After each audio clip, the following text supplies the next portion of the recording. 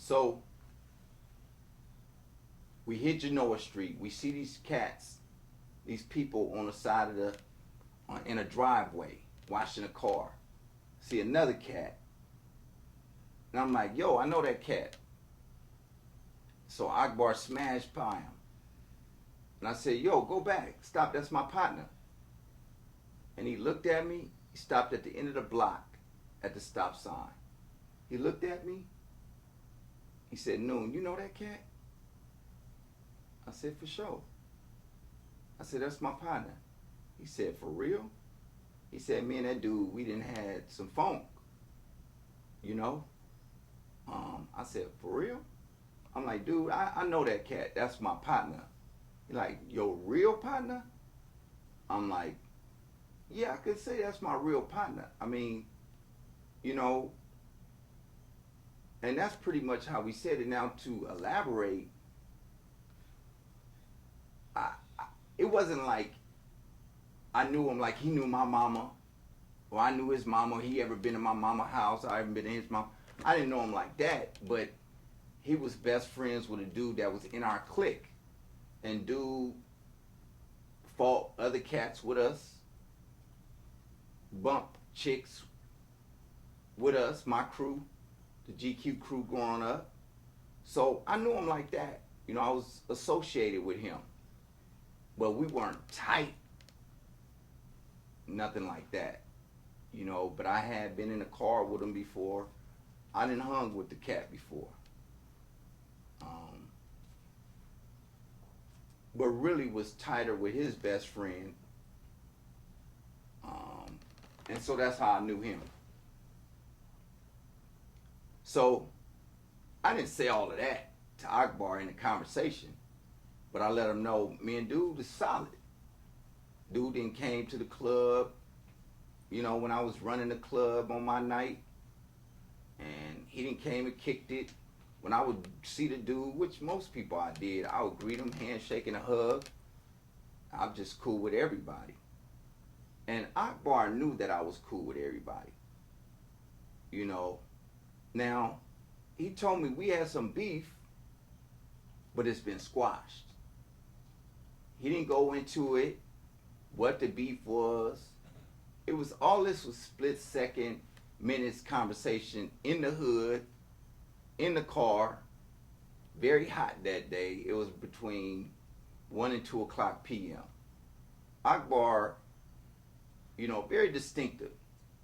You know, it's a little lighter complexion, skin bald head, you know, FOI, you know, under his father, the bakery, Yusuf Bey, and very handsome brother, solid built, maybe about 6 feet tall. Just a solid brother. And so he looked at me and said, Noon, if you know this cat, I'll go back. But I don't really want to go down that way. I'm like, all right, just go back. I insisted.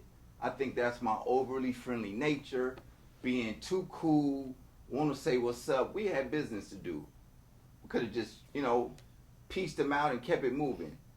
But for whatever, I pushed Akbar to go back. And he said, okay. Looking back, I think Akbar really knew how I affected people. He really knew how I connected with people. He really knew, and I think he thought about all that in his mind. And the beef that they had that supposedly was squashed, maybe that me being his cousin and him seeing me with him could have cemented that to another level. And I believe that's what went through his mind. He never spoke those words, but I believe that was his thought process. So he agreed to go back. So we rode back. Now when we passed dude, I was just in my memory, I wasn't driving. Akbar was driving, so I was in the passenger seat. When we passed dude, my passenger seat was on the side of the people on the sidewalk. So when we passed them, you know, my side was closest to them. So he saw me, and I saw him, and he saw Akbar. We had the windows down, music was blasting, it was hot. You can see clearly through it. No tinted windows and none of that. So homeboy got in the middle of the street while we were debating on going back and said, waving us like, come back. And so I'm like, you know, okay, we looked, seen that, we like, okay, it's cool, whatever. So unbeknownst to me that they had some real serious beef that I found out later that was extreme. But I know what beef is, but anyway, we went back, we rode up on them, and I don't know what that cat was thinking. I don't know what that cat was feeling. And at this point, I didn't really care. However, we rode up on him. He came down off the driveway. Well, he was already down when he was in the street, then he got back on the sidewalk. So I remember this like it was yesterday. I could see it in my mind like it was yesterday, like right now. And every detail I remember. So we rode up on him. Now I'm on the opposite side of the sidewalk where the caddy is that I knew. And so now he takes one step off the curb, and instantly he had his hands down on his side. As soon as he took one step off the curb, he was like 10 feet away from the car. We were looking at him. I was like this on the center console. My left arm was on the center console leaning up, and Akbar was sitting back with his head just back looking at him straight up and down. And I was like waiting for him to come up to the car to say what's up, to holler at him. So as soon as he took one step off the curb, he immediately went under his shirt, came out with a cannon. It was a 44 all chrome revolver, and just started getting off. And you're talking about milliseconds. Pull a gun out real live time.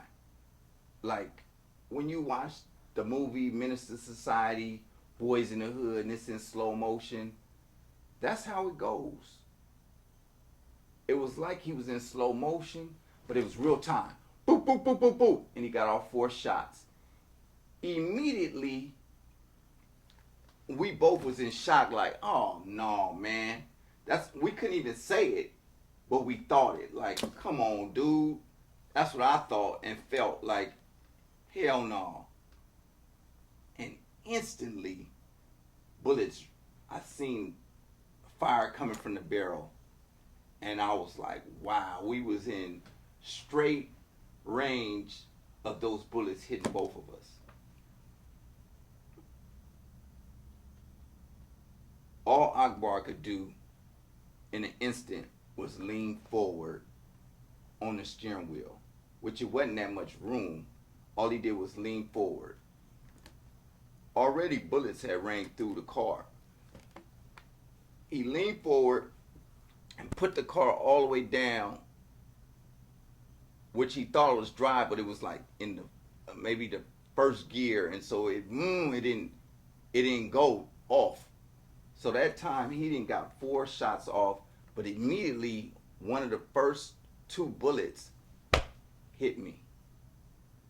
One of the first 2 bullets hit me. One bullet I got struck right in my chest, collarbone. Immediately, I was paralyzed. At the time, I didn't even know I was paralyzed. My body just collapsed. And as fast as Akbar could drive away, he drove away. The bullets rang off. Pow, pow, pow, pow. I mean, he had a cannon. It looked like Clint Eastwood, big chrome revolver. It was a 44 mag.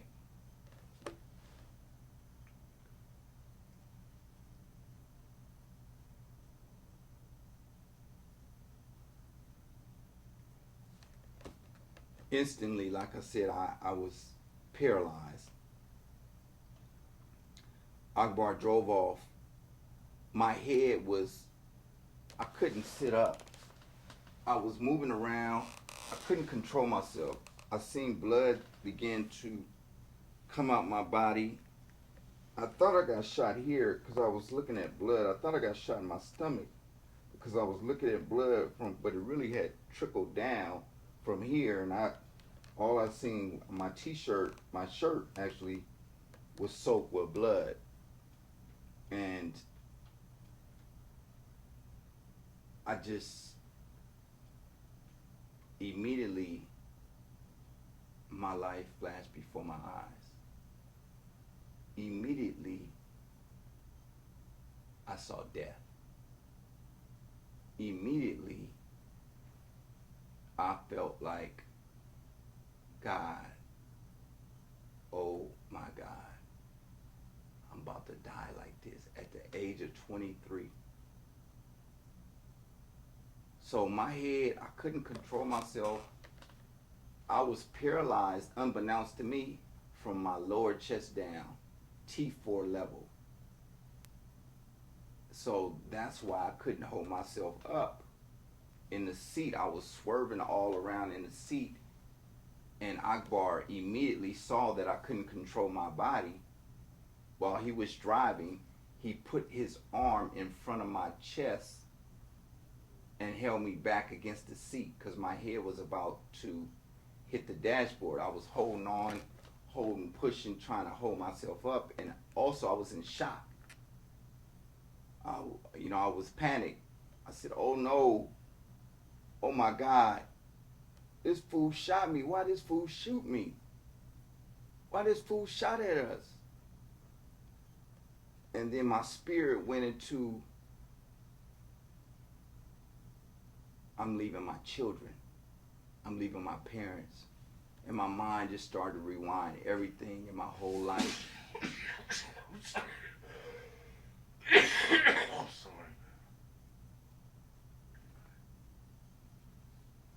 Immediately, my mind started to travel back through my life. And I'm questioning, like, I thought about my children, and I thought about my parents, I thought about my life. Those are the three things I thought about. And I thought about life and death. And I thought about God. And I just couldn't believe I was about to be taken out like this.